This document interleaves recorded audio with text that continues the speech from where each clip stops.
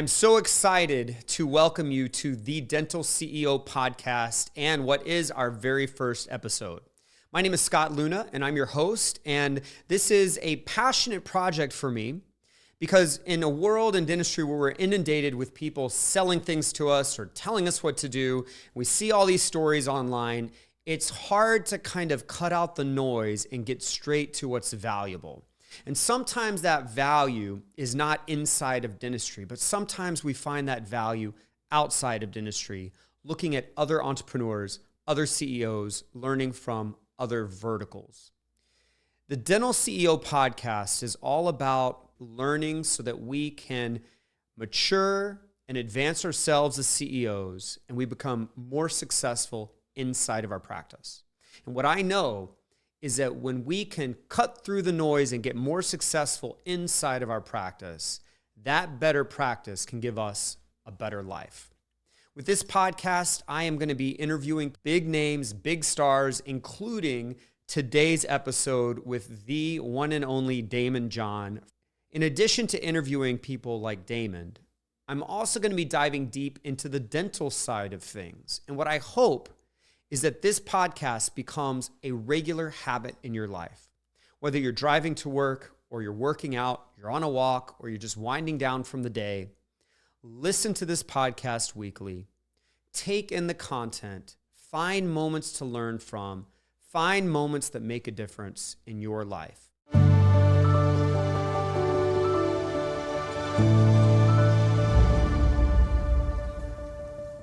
All right, Daymond John. So again, thank you so much for joining us on the Dental CEO podcast. It's an honor to have you. And of course, you need no introduction, but I want to tell you something you don't know about me and about you. We're actually connected. I think that my wife and I and all of my friends are one of the ingredients on why you're so successful, because we must be the largest purchasers in the country of this right here, Bombas socks. We all wear them every single day. So you're still involved in that company, is that correct?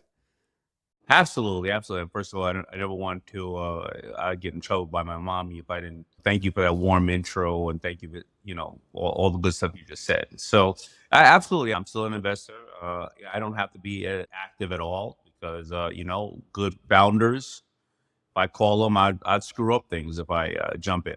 Yeah, well, it's been amazing kind of watching your story and your career. And before we dive into that, I want to ask you something dental, see if we can get something about dentistry, because of course this is the Dental CEO podcast. So I was wondering, when you think of the dental industry, maybe from a business standpoint, what comes to mind? Or if you think about dentistry as a patient, or if you know any dentists, what comes to mind to you when you think of dentistry?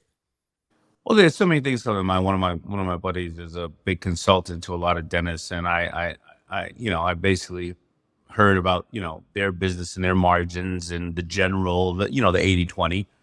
When I think about dental industry, it's just like every other one. It's complex in a sense, and it's simple in a sense. There's so many different levels of it, and some are very specialty orientated, and some are very general practice.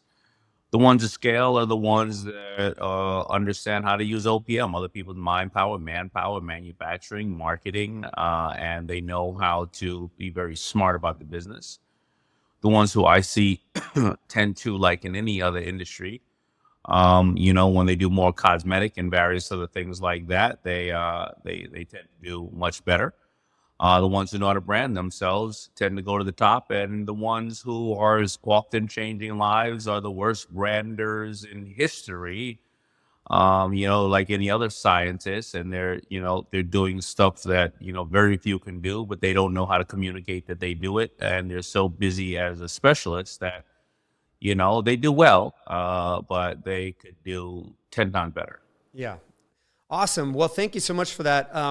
I'd like to dive in some questions about you and the way you think in your life. If your life is laid out in chapters, what's the title of this next chapter that you're in? What's it about? What's going on right now? The next chapter, longevity. That would pretty much be it. Next chapter is longevity, and I think this is a great question, right? It's longevity and legacy. What can I do myself to be on the planet for a longer period of time with the advancement of science, with the fact that, I'm on the other side of 50 and I probably, if I live like everybody else, and thank God, hopefully I live to a certain age, I probably got a good, hot, exciting 20 more summers, right? And I better hurry up and make that 80, 120 with the advancement of science. And that my job now, because I've been, I have no idea why God has chosen me to be somebody a little more recognized than others. My job now is to leave my daughters a legacy instead of an inheritancy, and make sure that they can walk into the room when I'm gone, and be proud of who their father is and get treated with respect. And how many other people can I help during this period of time to give back for all the things that I've received? Yeah, what an amazing answer. I think a lot of us on the business side, once we kind of go through these different cycles and these different peaks and valleys, and sometimes the business can distract us from the bigger purpose, the bigger picture. What we're really trying to accomplish here. I'm curious, what's a piece of advice that you constantly catch yourself giving to other people, to your colleagues or people that you mentor? What's something common that you say? Well, there's nothing common because there's so many different people that ask for advice or need advice, and I tend not to share it unless somebody is asked. And even then, I really have to tread lightly on if I want to give what I call my advice. Because first of all, it's my thought process. Second of all, it may not be the right thing. And third of all, you didn't ask for it necessarily, or you don't really want it.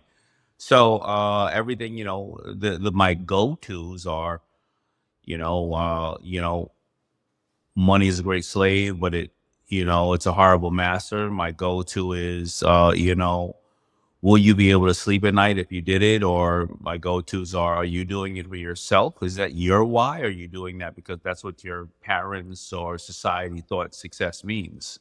What is the real reason you're doing it? Yeah, and when you're working with kind of other successful leaders, people that have really achieved a lot, what's a strength or superpower that you think that you are known for in their eyes? Because you've obviously worked with a lot of founders through your work on Shark Tank. Obviously, you've scaled FUBU to an amazing brand, and you've been exposed to a lot of people. I would imagine that in the room, when working through scale, when working through great ideas, there's something that other people probably look at you as. Is there something like that, a superpower that you feel like they think you have? I think they believe that I have a voice of reason because of the large amount of access I have. I think they believe that I can boil something down in a very simplistic form, not a big Harvard, Yale, Columbia kind of approach, and boil it down to the rawest form of a very simple person who can take an actionable step tomorrow that can actually make it happen, and not over complicate matters. Yeah, so an actionable step tomorrow. I think I saw on your social media feed on Instagram a while ago. I wish I had it in front of me. You made a post, something about when people tend to act without thinking or when they think without acting. Those are two of the most common reasons why things have gone wrong in people's lives. They've either acted without thinking or thought without acting. Yeah. Yes. Yeah. And I think of, when I think of dentists, dentists as well as physicians sometimes come through our programs.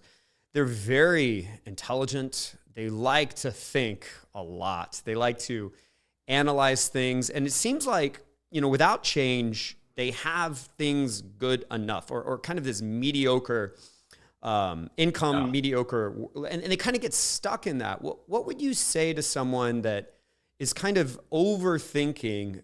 They're not making the next step, but they're kind of sucked into this trap of mediocrity.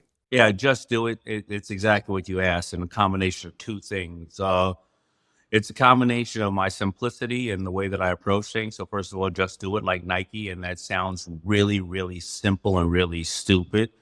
And the other thing, is my philosophy, right? There'll never be the perfect time. You can only make the perfect use of time. And then I boiled down, if I had to think about it, from a surgeon or a dentist or various other things, their work is very scientific.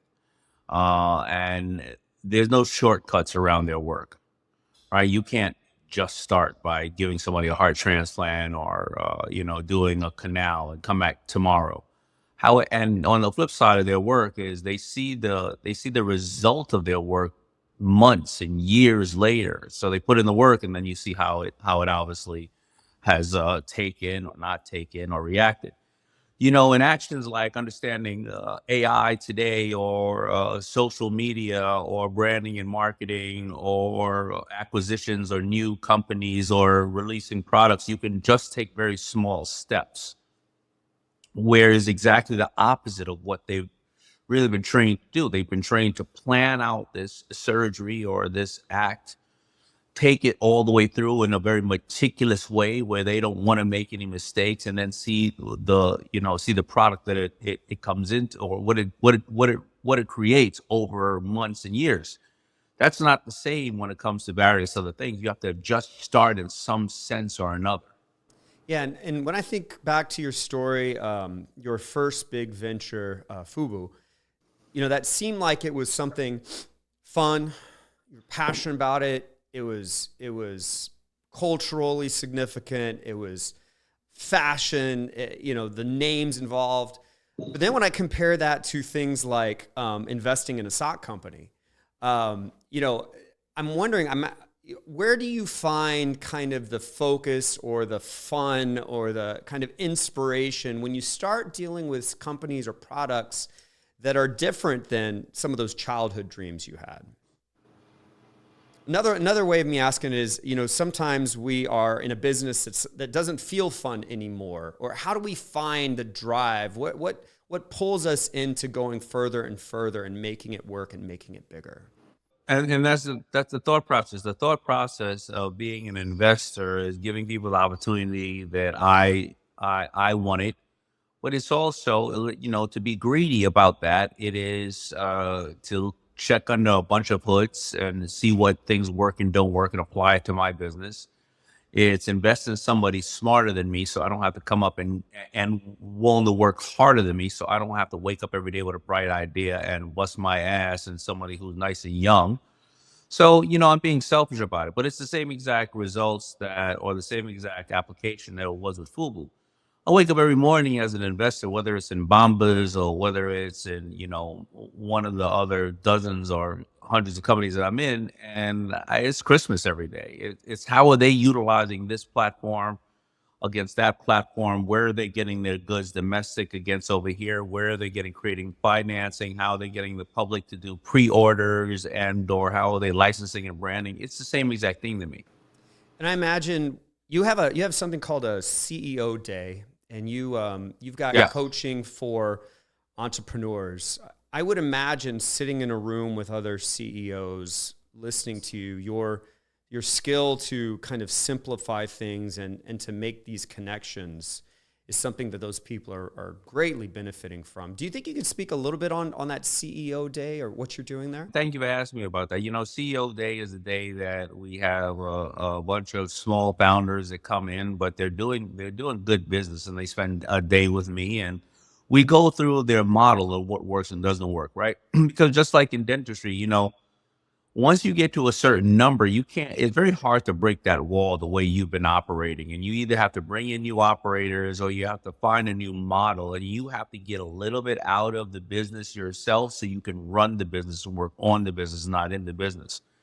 And that's the difference with small businesses that turn into big businesses. A lot of businesses really, they hit a mark right around 500,000, then they hit another mark around 5 million, and they hit another mark around 15, and then around 25, and then 50. And you keep hitting these things right when you get to around 50, you get to start to explode to the 200 and change. And so when you get to sit with me for a day, that's what we do. We go over that, and simultaneously, I put you in the room with various other people going through the same matters that you end up working with, probably, and or using the same things that are solving their problems, or avoiding the same things that are creating the problems. Yeah, so it reminds me of something that I say to people every now and then. Where you're at right now, many times is based on how you're doing things and who you are. And you kind of have to fire that version of yourself and build a new one to bring that company to the next level. I've got a question for you. If you look at your journey as a CEO, as an investor, and going from $0 to $6 billion brand like FUBU, I would imagine you would have had to break and mature individually as a leader in that journey. Could you describe some of that for us, the things you've had to change and rebuild a different way in yourself? Sure. I mean, for those who don't know, FUBU started in '89. I closed it down 3 times from '89 to '92. I would get public recognition around '97, '98, and then at around year 1999, I had 20 million in the bank, and by year 2000, I almost went bankrupt again. I would slow down around 2004, 2005. I would start 10 of the clothing brands, and another one really wouldn't take off until 2007, 2008. And then I started co-managing people like the Kardashians and Pitbull. I started then creating my own version of CEO access for myself and branding myself, and then I'd get onto Shark Tank, right? So there's been so many ups and downs, and the Daymond John, in '89 had to learn to work with people, and that's how I finally found my partners in '92. The Daymond John in '92 had to be able to juggle working at Red Lobster in the daytime and turning my house into a factory, and I almost went bankrupt again. And then I had to learn that I needed OPM. I needed some backing, but I had to make it attractive enough to get the investment. The Daymond John that almost went bankrupt in 2000 needed financial intelligence. Daymond John in 2005, 2006 needed to understand how to be an active investor and not have to roll up my sleeves and jump in and do it all the time. So I had to let it go again. The Daymond John in 2008, 2009 had to understand how to be a public person and speak in certain ways and sound bites and various other things. And Daymond John keeps learning. Daymond John today needs to know AI, needs to know in this kind of weird world where we're super connected, how do I have work and home balance, time with my family? And because we don't have a physical office to go to all the time, how do I separate the walls in my personal life with my family and with my staff and various other things? Yeah, and so I'm wondering, how have you looked at building these kind of boundaries to structure what you say yes to, what you say no to? I would imagine that you are having countless opportunities of things to take away your time, right? Shiny things that they all individually have a reason why it could be great. But how do you look at that, at your time in these boundaries, to understand, to be disciplined, I guess, in what you're really trying to accomplish on your career side versus what you're trying to do on the family side? Yeah, it's a little more difficult than most people because, I still, at the end of the day, I have a moving target. I have, a show that may be on next year, may not, may want me, may not, investments that you may see on the air, may not. Then all of a sudden, I'm honored to say that every single president that is living has called me in some sense to want to work beside them and advise them, and that's being of service to the people. And then you have the opportunities of things you want to do. And so basically, it almost becomes like every quarter, I need to take inventory of what is working, what is not working, what do I like, what do I not like, what is going to be a pure passion project, and where am I failing? And why did I do it? And why did I not follow my own rules in some of the matters, and how I have to rehack myself and swallow my pride and close it down or say I'm sorry, and figure things out. So it's always about reassessing exactly, how I'm looking. Is that reassessment a like a formal quarterly meeting with your leaders or with your family, or is it something you're constantly thinking about? How's that work? It's a semi formal quarterly meeting, even though leading up to it, there's a lot of little meetings. But it's constantly taking inventory of yourself and just looking back over the time, because a lot of the leaders are not going to understand. If everybody understood exactly what you're doing, well, there's no place for you, right? And some of it is emotional based. The only thing more important than the number is the person. And some of these things, and most of these things that we do, generally initially where they start, you don't see a clear outcome for success, because if everybody could put $1 in a machine and $2 came out, or come up with a great idea and get every single thing in place to make sure that idea is great, then none of us would have a problem here. A lot of these things are, they're time, energy, and things that are not, they're phantom. You can't quantify them. So it's a semi-formal and formal look at it.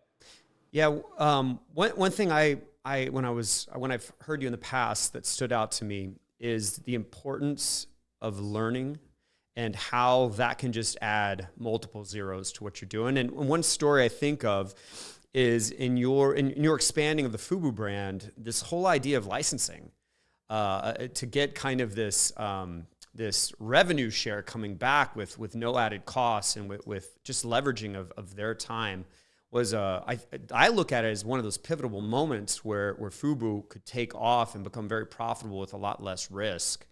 Do you have any kind of thoughts on this continued path of learning, even when we're at the top, and your experiences in learning new things, how that might have made a difference for you in the business side? Yeah, I mean, I learn every single day. So if I think about it, licensing was something that I learned, right? But I couldn't be open to learning if I wasn't vulnerable, always thinking about what do I not know out there and looking what's going on. Why does Disney do so well? Why does everybody else do so well? Well, they can't be running. It must be licensing. But if I wake up every single day, I look at myself as a lifelong learner. I'm going to look at every day how to put the certain amount of nutrition in my body, or cold plunge, or do something in longevity, or what to stop utilizing, right? I got to learn how to spend more time with my family, because my daughter's 8 years old. And when in another, 4 years, she's not even going to care about us, right? So, and what new industries are going out there? I'm looking today on what more ways can I be more efficient with AI, and how can I learn more on how to use that with my staff from one side to maximize the time. So again, um, I wake up every day trying to learn new things every single day. And I think that that's the most critical part of being an entrepreneur and a successful person. If you're not vulnerable and telling people, "Hey, I know about this, but I don't know about that. Can you teach me? And I'll teach you this." Well, then, nobody's going to come around, because they're going to think you're good. And then you turn around and you're screwed, because you didn't learn anything. Yeah, I've got 5 kids as well. One of them's my second youngest is 8. I think about teaching my children, and unfortunately, I've recognized what I think has become one of your passion projects, trying to get the next generation financially educated. What are you doing with that right now? How do you view that? Well, I view it as, all of us Americans were not taught any kind of financial intelligence or given financial literacy in school, because we're going off of an 80-year-old school system, where I've shared with people, we're still teaching people shop, which is good, but hopefully it's coding, but we're still teaching people how to build ships and, stuff like being a good employee. And so, a lot of times when people don't have something, or whether it's financial intelligence or they don't have something else, they go, it was just like that. Okay, that's the past, right? But if we give our children right now, we teach them financial intelligence. Well, what happens is, they're all going to need to use credit cards or Bitcoin or something in the future.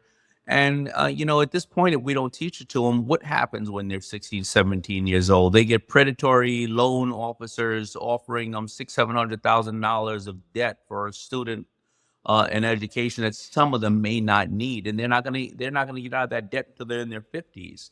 And so that is my thing, is that, first of all, people have to not be ashamed that they don't have financial intelligence as parents and teachers, because it's not your fault. It's never too late to start learning. I told you, I almost went bankrupt when I had $20 million in the bank. I didn't sit there and, like a lot of the athletes and a lot of winners go, okay, well, that just happened. I said, man, I better hurry up and learn this shit right now. Yeah. And when I think about all the things you have going on, and you're helping all of these people inside and outside of business, I would imagine I'm trying to picture your entourage of leaders or helpers or people that are bringing you value. When you think of the people that you work with, who are some of the most valuable people today? Like, what roles, what are they doing in your circle of trying to manage your brand, trying to manage your investments, trying to manage your schedule and everything you've got going on, who are those people you look at and are very thankful because they're really keeping this driving forward in a way that makes sense for your life? Well, it's always going to be, our significant others who, a lot of times, especially women say, well, I'm only a stay-at-home mom. My wife makes sure that everything is good with me and my family, and that my head can be clear when I'm on that road, and I'm giving myself, and people are rushing up to me, and she's giving a lot of the time that, a normal couple would have to other people who just want to talk to me on the streets, which is fine because I understand why those cameras are on me. And I understand that if I didn't want the type of attention I have, well, then I need to sit my ass down off of that stage, right? So it's always going to be the wife, first of all, to me, or your significant other, and my children who understand that they have to share daddy with the world. Other than that, when I run my company, it's my president of my company who oversees, how the brand, the Daymond John brand, is being, touched and perceived. Are people thinking, it's a brand where they can just take and utilize it and slap my face on everything and sell people whatever they want? Well, that's not the brand that I am. Then I have my speaking brand who make sure my communication is on key and on point, and I'm talking to the right people. I can end up, the communication, the only thing that separates us from the animals. And give you an example, if you know we vetted obviously what you do, and you do great things, and your heart's in the right place. But there are a lot of people that could probably put me on a podcast or a stage, and hopefully have a very influential voice, and those people could end up spending 20, 30, 50, $100,000 with a person who's going to take their money and run with it, or do bad things with it. So they have to monitor again, the people around me. And then you have obviously my public persona on networks, and my investing in CEOs. I have a different segment of people there who help those type of people. So I have about, I believe everybody has, no matter what, whether you have 70,000 working for you, you have 7 people that you report to, or they report to you, and they execute everything and protect you against everything. What about you? What are some expectations that people have of you? Because now you have this brand. People just assume things sometimes.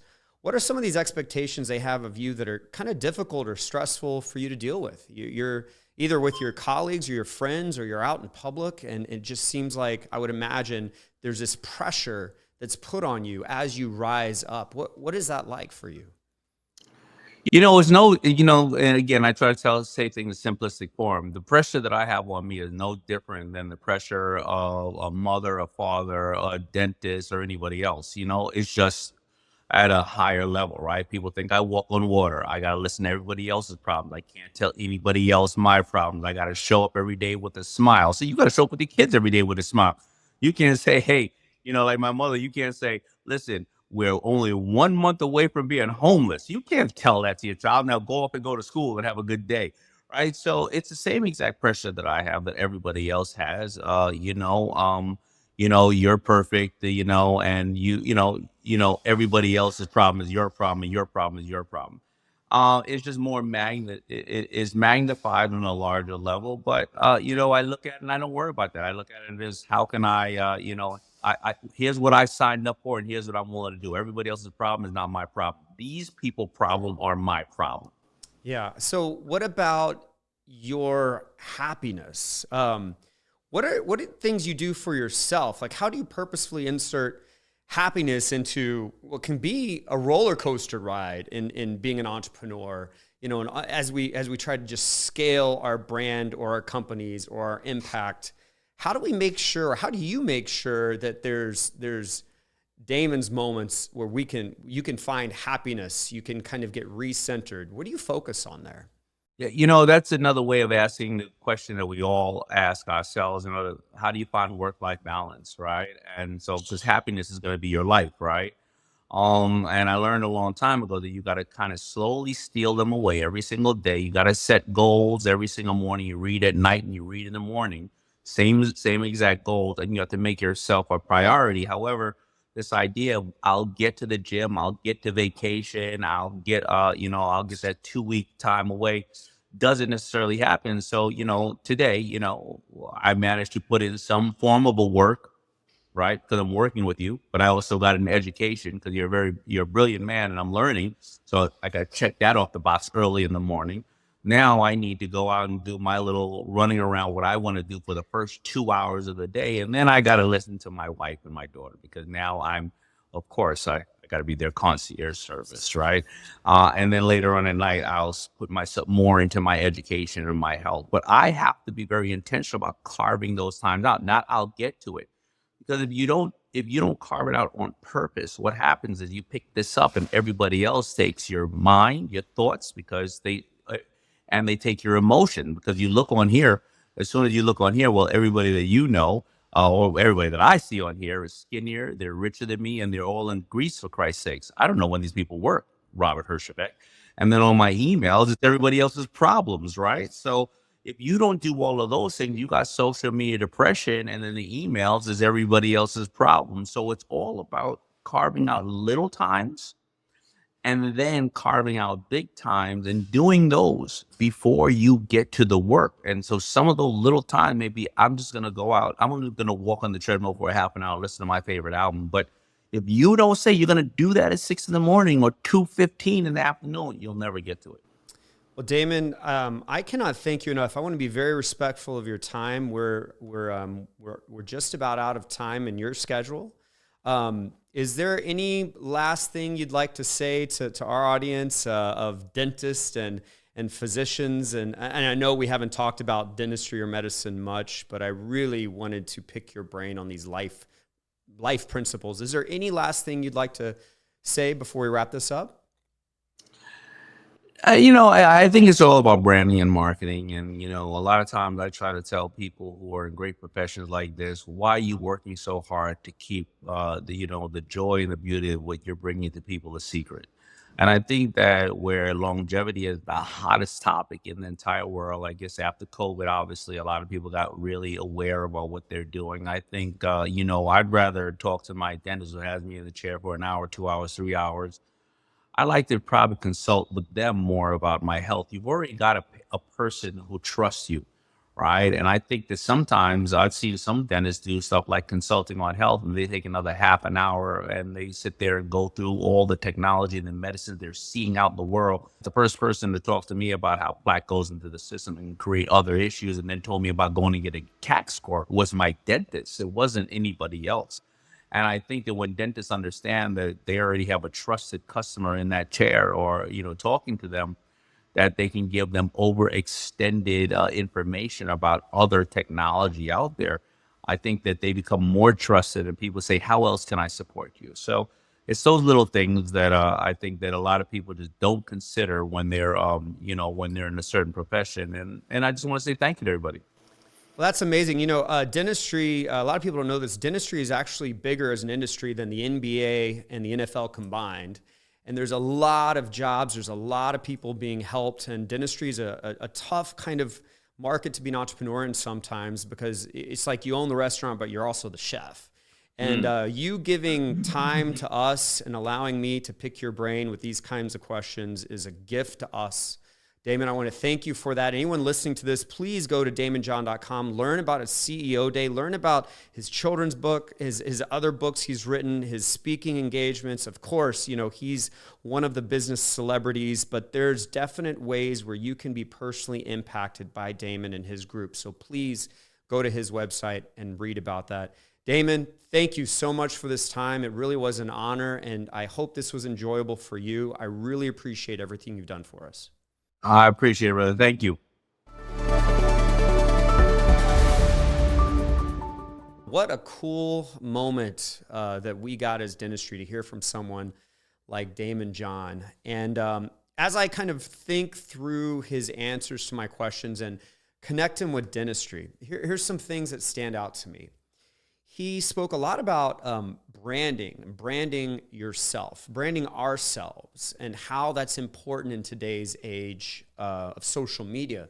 And he spoke about his personal brand, about protecting that, about making sure that everything that his name is attached to really does represent what he wants to be known for. He talked about really good people at their professions not having the branding they need, and therefore they're kind of hidden from society, they're hidden from success. So I think what that means to me is we as dentists need to have a personal brand. Not just a practice brand, but what is the persona of our practice, or what is the brand of ourselves individually?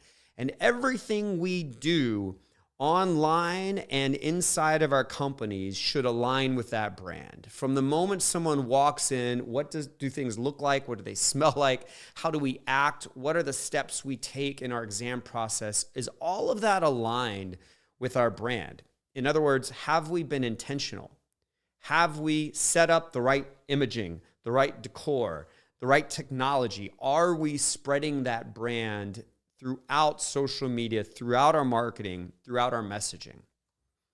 Another thing he talked about was kind of this idea of having discipline with our schedule, to be thoughtful about inserting the important parts of our life. He spoke about how important his family is, his wife, and he's got a young daughter, and how important it is to schedule things he needs, reading in the morning, reading in the evening. He talked about not letting the phone and other people steal our attention and steal our time. What that means to me is as I think about dentistry, is so often our practices are stealing our life away. We haven't been intentional to say, oh, we're going to stop practicing at this time so we can be available to our family. We're not going to start practicing until later because we are going to give to ourselves, give to our health, give to our passions. We're going to take time off to do important things. You know, I think about my life. I have 2 date nights a week with my wife, and that's one little example, one little habit of me scheduling, being intentional about giving to myself. I heard him in many of his comments kind of allude to the fact that he is very intentional about how he's using his time. Are you in dentistry finding yourself where the dental side of your life is stealing away from the passion of or the personal side of your life? If so, we need to be more intentional maybe about that. Another thing he talked about is that his people around him are in a way protecting him and protecting his time. He talked about up to 7 people reporting to him. He spoke about the president of his company and people overseeing his branding. You know, in his life, those are his 7 people, his kind of core team that is helping him, supporting him, and protecting him. Who is helping and supporting us and protecting our time in dentistry? I think a lot of us don't have anyone doing that. And so maybe finding a way to have someone protect our time could be a valuable thing. I know that in my world, I've got team members that protect my time.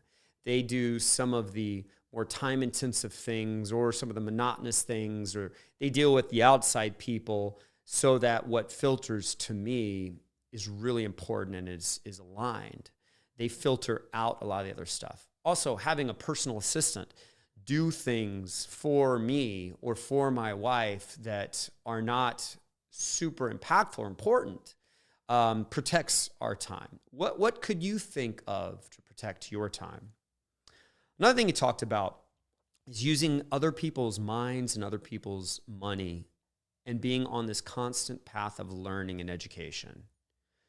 When I see people come to our events, you know, and the kind of aha moments they get, how they're suddenly ready to do that next big thing in dentistry or start their practice or grow their organization or do things differently inside of their practice. You know, these learning events using other people's minds to see new things are insanely important. You know, so often the world keeps changing and new ways come through, and you know, if we don't keep learning, we can find ourselves 10 years later stuck doing things in an old way, and we see these younger docs kind of elevating suddenly above us, and we're wondering like, what's going on over there? And we go learn that. We say to each other, "Oh my God, I wish I had done this 10 years ago." Are there things you would wish you had known 10 years ago? You know, if you were to kind of say something to your older or your younger self, yourself 10 years ago, you know, if you could have given them great advice, would it have helped you today? Because if so, you need to get great advice today so it could help you today and tomorrow. To me, that is just another example that I constantly hear. The more successful people get, the more they tend to focus on learning. Another thing he talked about is this idea that we need to act now. We need to move forward. We talked about how sometimes people fail to think when they act, or they fail to act when they think. And those are bad mistakes. And he said that we need to act now, sometimes not even knowing where we're going to go or the result, but we need to act now. So often we in dentistry get stuck. We're stuck in mediocrity. Our salary is good enough. Our practice that we work in is good enough. Our lifestyle is kind of good enough, but it's not significant. It's not creating passion or excitement for us. And we know we could try new things and do bigger things, but we just think and think and think, and we procrastinate and we just don't act. So many successful people make big moves and changes. They have this kind of uncomfortable confidence to do something new, even though they're unsure. They know, though, they want something bigger or better, and they act. We sometimes need to just act. We need to just do what we know we need to do. Like if you were looking at your life, if your life was a movie and you were actually a viewer of the movie, you know how in the movies you watch movies and you like warn people like, no, don't go into that room. Don't do that. You know they're about to make a mistake, or you know they need to just propose to her. You know they need to do something. If you were watching your own movie, would you be saying that to the movie right now? Would you be telling your movie self, just start that practice? Just leave that associateship. Just fire that person that's damaging your life. If you would say that, but you haven't done those things, maybe now is the time to act. Another thing he talked about was financial literacy and how we weren't raised with financial literacy. We weren't taught this in school. And he's passionate about it. We didn't talk about it on the interview, but he wrote a book for children on financial literacy. He's been quoted multiple times and told stories about how important it is to understand money, the science of money, the use of money. And so where are you right now with that? Have you learned about real estate, about investing, about things like crypto, about buying other companies or managing other companies or licensing or franchising? Have you learned about the discipline it takes to automatically take, a third of your money and invest it, a third of your money, live off of it, a third of your money and improve your lifestyle with that? Have you set up these automated systems? Have you learned what you need to learn on the financial side? If not, maybe use this moment, this podcast episode, as a reminder that you need to go sign up for something and learn more on the financial side. That's going to impact you for the rest of your life. Why not do it now? Another thing he alluded to when I asked him, he's not heavily involved in the dental profession or the dental industry, but he did kind of talk a little bit about that. And he mentioned things like specializing in bigger procedures, having a better brand with that, and improving the patient experience, taking maybe a holistic approach to the patient's experience, or maybe a more full body approach to the exam process, for example. All of those can make a dentist deliver more value and therefore market more value, be branded as that more thorough and more holistic, or more valuable dentist. He has, if you look at his story, he's done incredibly well branding certain people or certain companies and helping grow through the brand. Many people don't know, but he was involved initially, for example, with the Kardashians. And what an amazing branding story that has been, not just the branding of the Kardashians, but then them turning other companies and other brands into highly successful companies. I think that there's a lot of lessons that we can learn if we look outside of dentistry to see how people are branded. The process of branding, many times you start that process with, what do you want to be known for? And are you communicating that? Are you marketing that properly?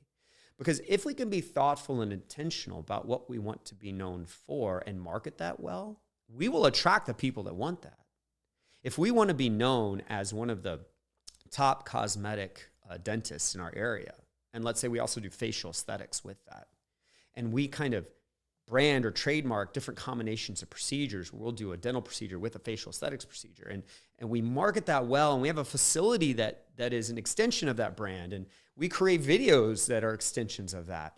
We do that well, we will attract the people that want that, and we become better at doing it, and we attract more people that want that. And suddenly there becomes a tipping point where we, for free, just get those patients because we've earned now that brand in our community. I think there's a lot we can learn about that in dentistry.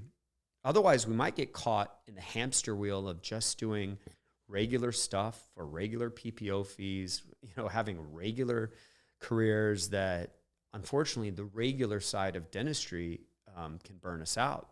And it's not super profitable. It's hard to find a lot of passion in that. So maybe someone listening to this is ready to say, you know what, I do want a refresh of my practice. I do want a refresh of my brand. I do want to actually focus on a different kind of dentistry. I do want to market that. Maybe this is the universe telling you, well, why don't you go ahead and start? Why don't you go ahead and learn and do?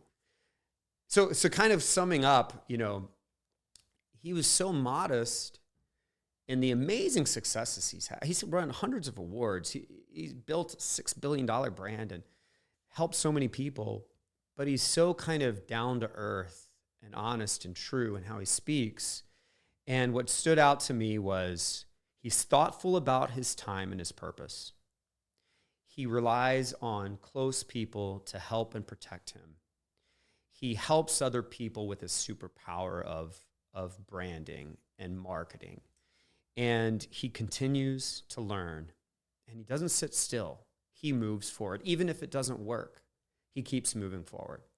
I would love in dentistry if we moved forward, if we focused on branding and marketing, if we had people to protect us, if we were intentional about our time. There's a lot of lessons there that I think would really help us in dentistry.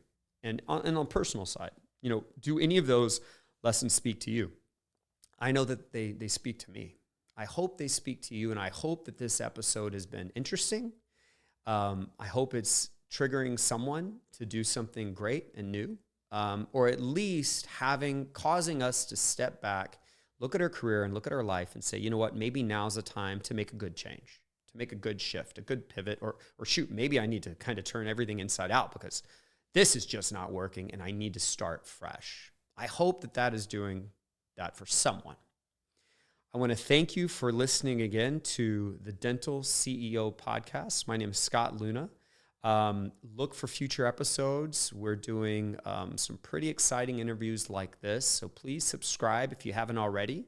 I promise you that I will do everything I can to make these episodes entertaining or make them informative, that you'll be glad and happy that you spent the short amount of time in your day listening to that next episode. Thank you again.